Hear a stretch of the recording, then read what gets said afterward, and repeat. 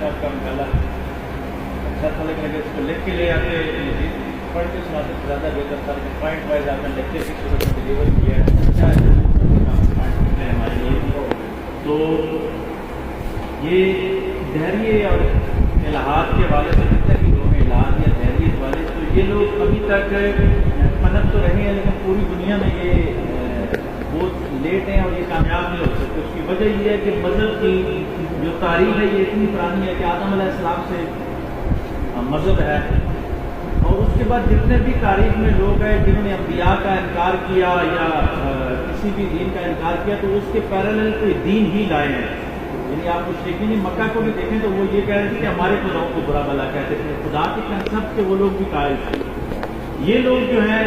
نادین لوگ ہیں، یہ اتنے عوام ہے تو بہت ساری بات